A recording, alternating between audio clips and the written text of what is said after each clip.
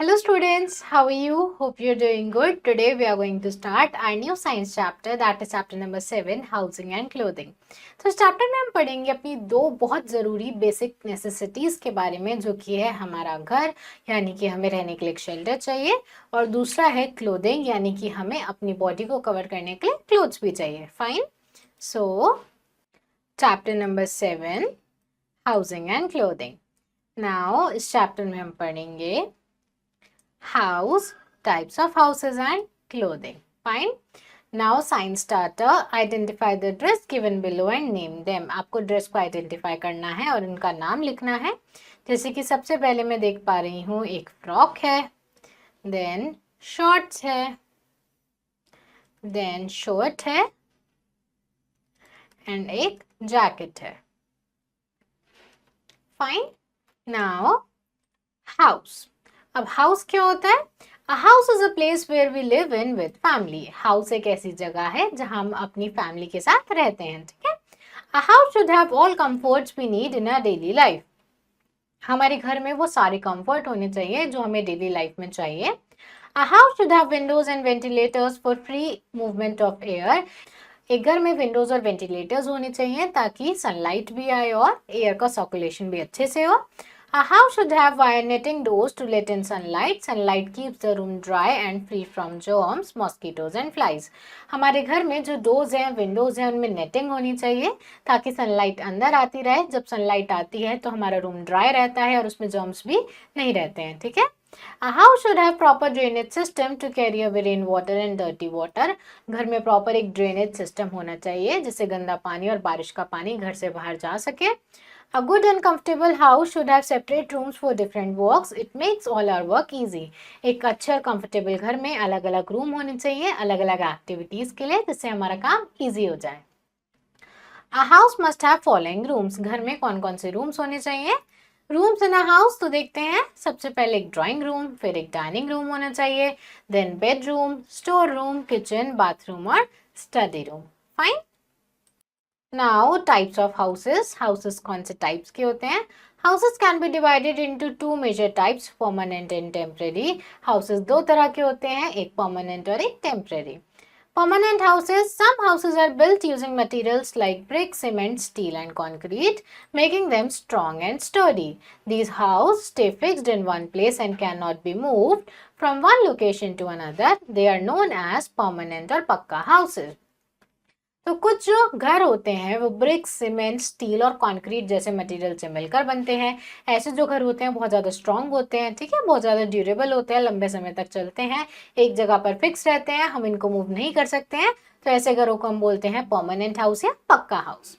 Since these houses are made with expensive materials and required skilled labor, they cost more to construct. क्योंकि ऐसे घरों को बनाने में जो मटेरियल यूज होता है वो भी महंगा आता है और जिनसे हम बनवाते हैं वो भी स्किल्ड होने चाहिए, तो इसलिए ये थोड़ा सा महंगा पड़ता है. ठीक है.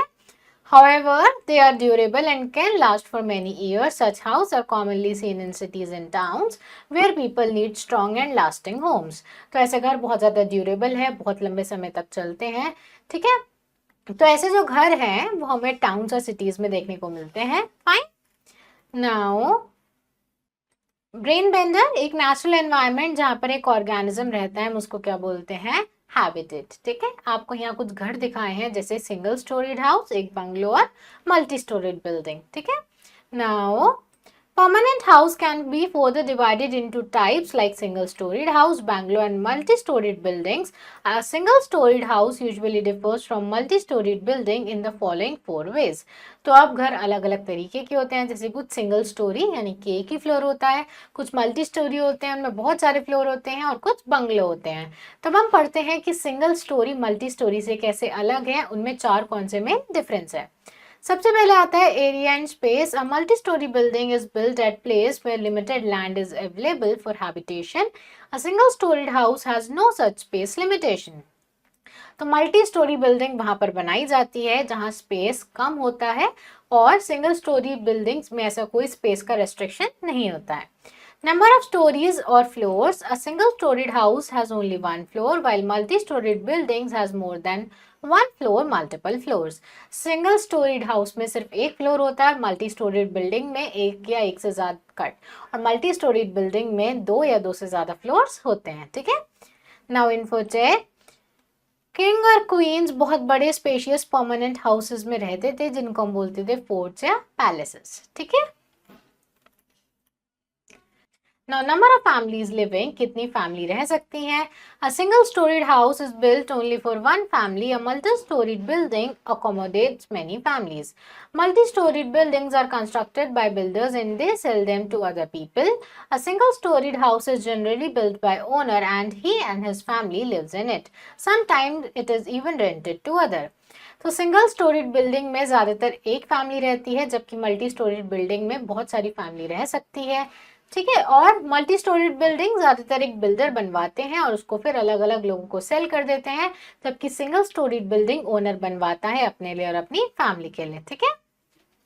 Now facilities. Residents of most multi-story buildings have facilities within the complex like park, swimming pool, shopping complex, recreation center, etc. On the other hand, residents of single-storied house have to go to other places to enjoy these facilities. आप जो multi storeyed buildings में रहते हैं उनकी society में उनके यहाँ एक प्रॉपर स्पेस होता है जहाँ पर उनको अलग अलग शॉप्स की, जिम की और पार्क्स की फैसिलिटी मिलती है, जबकि सिंगल स्टोरीड बिल्डिंग में हो सकता है ये फैसिलिटी लेने के लिए उनको कहीं और जाना पड़े. ठीक है.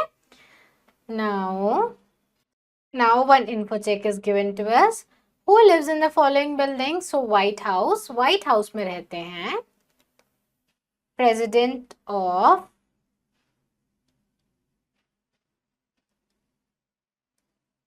United States यानी US, and Rashtrapati Bhavan President of India,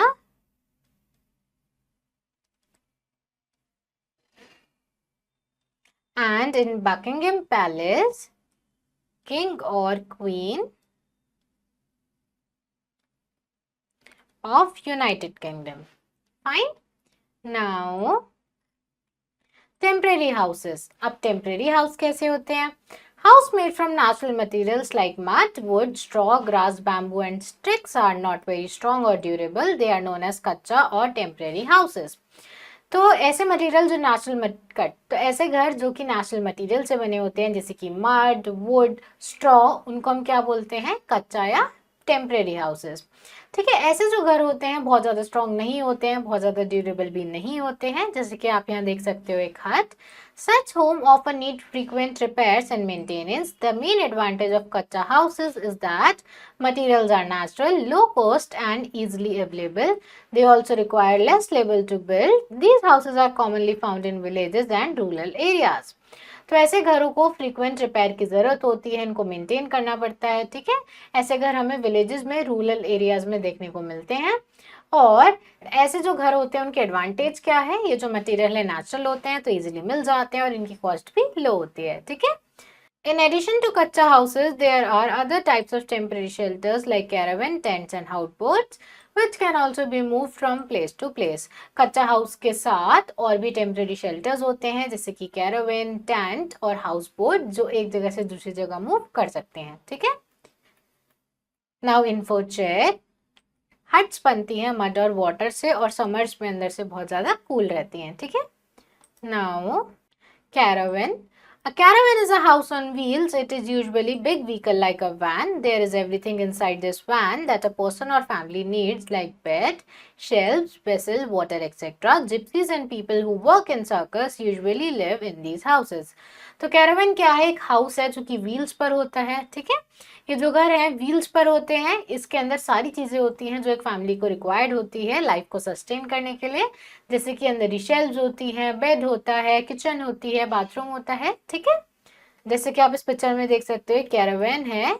ये जिप्सीज या फिर जो लोग एक जगह से दूसरी जगह मूव करते हैं वो ऐसे घर बनाते हैं. ठीक है. Next is houseboat. A wooden house made on a boat is called houseboat. It can move along a river or lake. In India, houseboats are commonly found in Kashmir and Kerala. They may have many rooms with all facilities. तो एक house boat क्या है? एक घर जो कि boat पर बनाया जाता है। ये बोट रिवर और लेक में सेल कर सकती है। ऐसे घर हमें केरला और कश्मीर में देखने को मिलते हैं और इन घरों के अंदर भी सब फैसिलिटीज होती है। ठीक है, आप यहाँ देख सकते हो एक house boat. Next is tent house. A tent house is made up of canvas. It can be folded and carried along easily. Campers, nomads, soldiers and construction workers use this type of house. तो tent house canvas से मिलकर बना होता है। इसको हम fold कर सकते हैं, एक जगह से दूसरी जगह लेकर जा सकते हैं। तो ऐसे लोग जो एडवेंचर पर जाते हैं, कैंपिंग करने जाते हैं या सोल्जर्स इनको यूज करते हैं। ठीक है। Now next is igloo. Igloos or snow houses are built of snow. They have round or dome-shaped roofs. Usually Eskimos live in igloos. Igloos are found in cold countries. तो igloos जो है snow से मिलकर बने होते हैं। ठीक है, स्नो से इनको बनाया जाता है तो अंदर से गर्म होते हैं। तो एस्किमोज इन घरों में रहते हैं। ठीक है, जैसे कि आप यहाँ देख सकते हो एक इग्लू, ये सर्कुलर या डोम शेप्ड होता है। Then stilt house. A house made on long pieces of wood or metal is called stilt. Such houses are built in places where flood is common and ground is wet or very soft. Water cannot enter or wash away these houses as they are high above the ground. तो स्टिल्ट house बनाए जाते हैं ऐसी जगह पर जहां बाढ़ आने का खतरा रहता है, जहां पानी बहुत ज्यादा बढ़ता है। तो ऐसे घर ऊंचाई पर बनाए जाते हैं। वुडन पोल्स या मेटल पोल्स पर बनाए जाते हैं जिनको हम स्टिल्ट बोलते हैं, जिससे पानी घरों के अंदर ना जाए फ्लड टाइम पे। ठीक है। Now, people living in hilly areas or coastal areas built houses with sloping roofs so that snow or water can slide down easily. Most houses in hilly areas have means to keep them warm like fireplaces. तो hilly areas में और जो coastal areas में घर बनाए जाते हैं उनकी रूफ जो है स्लैंटिंग होती है, स्लोपिंग होती है, ताकि जब बर्फ गिरे तो वो रूफ पर ही जमीन आ रहे वहां से स्लाइड ऑफ हो जाए। ऐसे ही कोस्टल एरिया में जहाँ बारिश बहुत ज्यादा होती है तो सेम पानी ना भरे इसलिए ऐसी रूफ बनाई जाती है। और ऐसी रूफ बहुत ज़्यादा यूजफुल होती है। उसके साथ साथ ऐसी जगहों पर फायरप्लेस होता है ताकि वो सर्दी के मौसम में भी अंदर से वार्म रह सकें। ठीक है। Now a good house. अब एक अच्छा घर कौन सा होता है? A good house whether small और लार्ज, सिंगल स्टोरीड और multi storied should have certain features that make it safe, healthy and comfortable to live in. एक अच्छा घर चाहे वो छोटा हो या चाहे बड़ा हो, उसमें कुछ अच्छे फीचर्स होने चाहिए। तो हम देखते हैं कौन से फीचर्स हैं जो एक घर को अच्छा बनाते हैं। The house should be cleaned and well maintained, free from dirt and germs. तो घर साफ होना चाहिए, अच्छे से मेंटेन होना चाहिए और उसमें डर्ट और जर्म्स नहीं होने चाहिए। It should have proper ventilation to let in fresh air and sunlight, keeping rooms bright and dry. उनमें proper ventilation होनी चाहिए ताकि fresh air और sunlight अंदर आए, जिससे रूम जो है ड्राई रहे। Door and windows with wire mesh help to keep insects and pests out. तो डोर्स और विंडोज जिनमें मेश होती है वो इंसेक्ट्स को बाहर रखते हैं। ठीक है, इंसेक्ट्स हमारे घर में नहीं आ पाते हैं। A secure locking system is essential to keep house and its resident safe. और एक सिक्योर लॉकिंग सिस्टम भी होना चाहिए जिससे हमारा घर भी सेफ रहे। ठीक है। Now clothing. अब हम पढ़ते हैं क्लोथिंग के बारे में। Just like a house keeps us safe from harsh weather and insects, clothes also protect our body from heat, cold, rain, dust and insects bites. We wear different types of clothes depending on weather and the place we live in. We also choose clothes based on occasion और activity. जैसे हमारा घर हमें safe रखता है, harsh weather condition से बचाता है, वैसे हमारे कपड़े भी हमें सर्दी, गर्मी, बारिश से और इंसेक्ट बाइट से बचाते हैं। ठीक है, तो हम कपड़े पहनते हैं वेदर के हिसाब से या जिस जगह पर हम रहते हैं उसके हिसाब से, या फिर इस हिसाब से कि हमें कौन सी एक्टिविटी करनी है। ठीक है। For example, we wear school uniforms when we go to school, loose and comfy clothes when relaxing at home or going on a picnic, and bright colorful outfits when attending parties or celebration. जैसे हम school में school uniform पहनकर जाते हैं, घर पर होते हैं तो हम थोड़े से लूज फिट क्लोथ्स पहनते हैं, या पिकनिक पर जा रहे होते हैं तो भी हम लूज और रिलैक्स फिट क्लोथ्स पहनते हैं। पर अगर हमें किसी ओकेजन पर जाना है, किसी पार्टी में जाना है, तो हम अच्छे से ब्राइट कलर्ड क्लोथ्स पहनते हैं। ठीक है। Now, seasonal clothes. We wear clothes according to climatic conditions. Different places have different kinds of climate. तो हम clothes पहनते हैं climatic condition के हिसाब से, अलग अलग जगह पर अलग अलग climate होता है। Places like Kerala, Tamil Nadu, etc. hot and wet climate throughout the year. People living in these places wear light, comfortable and loose clothes. तो केरला और तमिलनाडु जैसी जगह पर जो क्लाइमेट है हॉट और वेट रहता है तो वहाँ के लोग लूज और कंफर्टेबल क्लोथ्स पहनते हैं। ठीक है। Places like Delhi and Punjab experience summer, winter as well as rainy season. In these places, people wear clothes according to season. They wear loose, comfortable, and sweat absorbing clothes, generally made of cotton in summers to keep them cool. In winters, they wear clothes made of wool, fur, or skins of animals to keep themselves warm. They wear raincoats and use umbrella and gum boots to protect themselves from getting wet when it rains. तो दिल्ली पंजाब जैसी जगह पर summers भी experience करते हैं लोग, ठीक है, विंटर सीजन भी आता है, रेनी सीजन भी आता है, तो यहाँ लोग कपड़े पहनते हैं सीजन के हिसाब से। जैसे कि अगर गर्मियाँ हैं तो लूज लाइट कलर के कपड़े पहनेंगे जो कि कॉटन से मिलकर बने हैं, सर्दियाँ हैं तो वुलन क्लोथ्स पहनेंगे जो कि वूल से मिलकर बने हैं जिससे वो वार्म रहे, और अगर रेनी सीजन है तो अम्ब्रेला कैरी करेंगे, रेनकोट पहनेंगे और गम बूट्स पहनेंगे, ठीक है। Jammu Kashmir, Himachal Pradesh and other hilly areas face extreme cold condition during most part of year. People wear thick woolen clothes here to protect themselves from the cold. तो जम्मू कश्मीर और हिमाचल प्रदेश जैसी जगहों पर या बाकी हिल स्टेशंस पर बहुत ज़्यादा सर्दी रहती है, तो वहाँ के लोग थिक कपड़े पहनते हैं, मोटे कपड़े पहनते हैं जो कि फर से मिलकर बने होते हैं, वुलन क्लॉथ्स होते हैं, ठीक है। नाउ फाइबर्स, अब फाइबर क्या है? Cloth is made from fibres. Many fibres when twisted together make yarn. These yarns are used to make fabric. One or more fabrics are stitched together to make a dress. तो cloth fibres cut, तो cloth fibre से बनते हैं, ठीक है। Fibre को जब हम साथ में ट्विस्ट करते हैं तो यान बनती है, यान से फैब्रिक बनता है और उस फैब्रिक से वो कपड़े बनते हैं जो हम पहनते हैं। Fibres are of two kinds, natural and manmade. तो ये जो फाइबर है दो तरह के हो सकते हैं, या तो नेचुरल फाइबर या manmade fibre. Natural fibers are obtained from plants and animals. Plant fibers come from plants like cotton, jute, flax, etc. Animal fiber include wool and silk that come from animal hair, fur, etc. तो natural fiber दो तरीके से मिल सकते हैं, या तो plant से या animal से। Plant से मिलते हैं हमें cotton और jute जैसे fibers, और animal से मिलते हैं हमें वूल और सिल्क जैसे फाइबर, ठीक है। एनिमल के फर से, एनिमल की स्किन से हमें फाइबर्स मिलते हैं। Then man-made fibers are also called synthetic fibers. Nylon, terracotta, polyester are synthetic fibers. तो man-made fibers को हम synthetic fibers बोलते हैं। तो nylon, terracotta man-made fibers है, ठीक है। Now look smart, feel good. अब आप अगर smart लगोगे तो अच्छा feel करोगे। Clothes not only protect us from heat, cold and rain, but they also help us look smart and presentable. To stay neat and tidy, it's important to take care of your clothes. Here are few simple tips. तो clothes हमें सिर्फ heat, cold और rain से नहीं बचाते हैं, clothes में हम smart भी दिखते हैं, ठीक है। तो clothes की केयर करना बहुत important है। तो कौन कौन से ऐसे steps हैं जिनको फॉलो करके हम smart दिख सकते हैं? Always iron your clothes after washing. Wearing wrinkled clothes can make you look untidy. हमेशा आयरन किए हुए क्लोथ्स पहनो, अगर क्लोथ्स आयरन नहीं है तो अनटाइडी दिखेंगे। Choose your clothes according to weather and the place you are visiting. Clothes choose करो वेदर के हिसाब से या उस जगह के हिसाब से जहाँ पर आप जा रहे हो। Wear clean clothes every day. Dirty clothes may contain germs that can cause infection.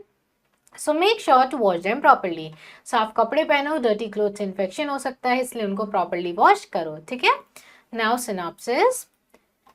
अब तक हमने जो भी पढ़ा एक बार उसको रिवाइज कर लेते हैं। क्लोथ्स हमें प्रोटेक्ट करते हैं heat, cold, rain, dust, insect से और हमें स्मार्ट दिखने में हेल्प करते हैं। उसके बाद हम अलग अलग तरह के कपड़े पहनते हैं वेदर के हिसाब से या जिस जगह पर हम रह रहे हैं उसके हिसाब से। क्लीन वेल आयरन क्लोथ्स हमें टाइडी रखते हैं, इन्फेक्शन को प्रिवेंट करते हैं। क्लोथ्स बनते हैं फाइबर से, फाइबर से बनता है थ्रेड और उससे बनता है फैब्रिक। फाइबर्स दो तरह के होते हैं, नेचुरल फाइबर जैसे कि कॉटन और वूल, और मैनमेड फाइबर जैसे कि नायलॉन एंड पॉलिएस्टर। उसके बाद जितने भी लिविंग बीइंग्स हैं इंक्लूडिंग ह्यूमंस, उनको एक होम या शेल्टर चाहिए ताकि वो हार्श वेदर और डेंजर से बच सके, ठीक है। नाउ दो मेन तरह के घर होते हैं, परमानेंट हाउस जैसे कि बिल्डिंग्स, बंगलो, और टेम्परेरी हाउस जैसे कि हट, टेंट और कैरावेन्स। उसके बाद स्पेशल घर जैसे कि इग्लूज और स्टिल्ट हाउस बनाए जाते हैं एक्सट्रीम कंडीशंस के लिए। उसके बाद एक अच्छा घर अच्छे से वेंटिलेटेड होना चाहिए, क्लीन होना चाहिए, जर्म फ्री होना चाहिए और मेश कवर्ड विंडोज और सिक्योर लॉक्स होने चाहिए। उसके बाद घर बहुत ज़्यादा इंपॉर्टेंट है क्योंकि वो हमें कंफर्ट, सेफ्टी और प्रोटेक्शन प्रोवाइड करता है, ठीक है। Now tick the correct option. A dash is a place where we live in. कौन सी जगह है जहाँ पर हम रहते हैं? तो answer is house. A house should be proper dash to carry away rainwater and dirty water. तो answer is drainage system. Now we sleep in dash. हम कहाँ सोते हैं? बेडरूम में। Kitchen is used to dash the food. Kitchen is used to cook the food. Now circle the correct answer. Drawing room is first room at the entrance of the house. ठीक है? A good and comfortable house should have separate rooms for different works. That protect us from heat, cold, insect, germs and rain. The answer is clothes. Next is family members sleep in bedroom. Fine. Now fill in the blanks. We live in a house with our family. Dash system is used to keep house and residents safe. The answer is locking system. We should wear clothes according to weather. Dash should be used on doors and windows to keep flies and mosquitoes away. The answer is nets. Then a tent is made up of canvas. Next is true false. House made from mud and straw is called pakka house. This is false. There are 7 different rooms in a good house. This is true. The natural environment where an organism lives is known as habitat. This is true. Places like Kerala experience very cold climate. This is false. We should always wear untidy and wrinkled clothes. This is also false. Fine. So class, that's all for today. I hope you understood this chapter. Now you have to try and fill out rest of the exercise yourself, and we will meet in our next video. Thank you everyone.